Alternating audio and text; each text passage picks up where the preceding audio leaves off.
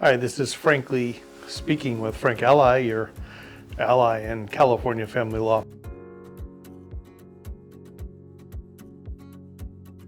Now let's get started. We're doing a series of sessions here on older women, younger men. I just want to be very careful here. There's nothing wrong with an older woman and a younger man. We're just worried about the red flags that were talked about in the preceding videos.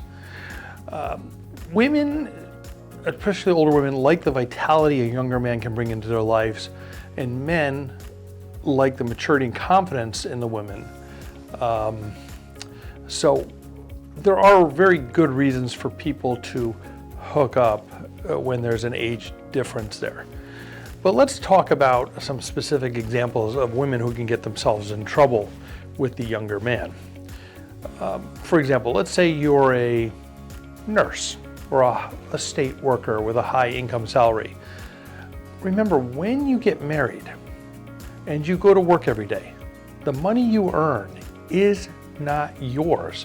Once you get married, the money you earn belongs to both of you. It is the result of community labor. And because it's a result of your community labor, it belongs to the community.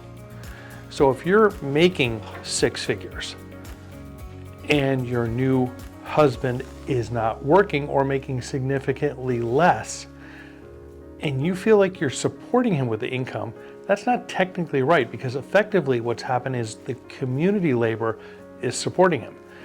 This can give rise to, if the marriage doesn't work out, to a significant spousal support award payable from the working wife to the non-working husband. And a common complaint I get in these December, May divorces is when a woman says, I've been supporting this guy for 5 years and he hasn't worked. Why do I have to keep supporting him? Well, because that's how the law works in California. The law says that you're going to establish what's called a marital standard of living with marital assets and marital income, in that when you finally end up in a divorce, if you do, then the high income earner, whether it's the male or the female, is likely to have to pay money to the low income earner. So the fact that your spouse chose not to work during the marriage, you kind of made your own bed and you're lying in it now. So that's an issue. So ladies, if you've been successful and you've earned a lot of money, be very careful if your new spouse is not going to work. Now, I've seen the divorces, and what happens is typically the man says, well, I helped her in her business, or I took care of the house, or I took care of the domestic responsibilities, or I assisted this person in creating their business.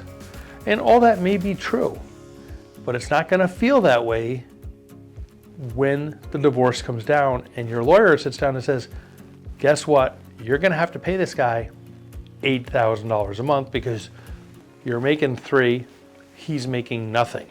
You're going to have to pay him $8,000 a month. And typically, under the family code, if it's a short-term marriage, less than 10 years, you're going to pay that amount for half the length of your marriage. And if it's a marriage of over 10 years when it finally falls apart, you could pay that for the rest of your life.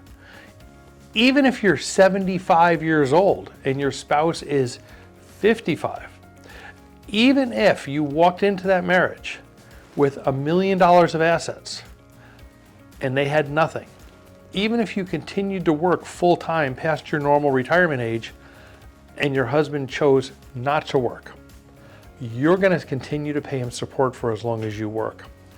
So just be careful about that type of stuff. The other thing you have to realize is pensions.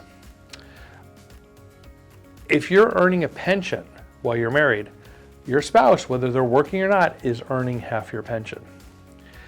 So fall in love, have fun, find the right person, watch the red flags, and think about what the consequences are if that marriage doesn't work out. If you click on the link below, watch the next video. I'm going to try to give you some solutions to this without ruining your fun. I'm Frank Ally, your ally in law, just trying to help you out here. I'll see you in the next video.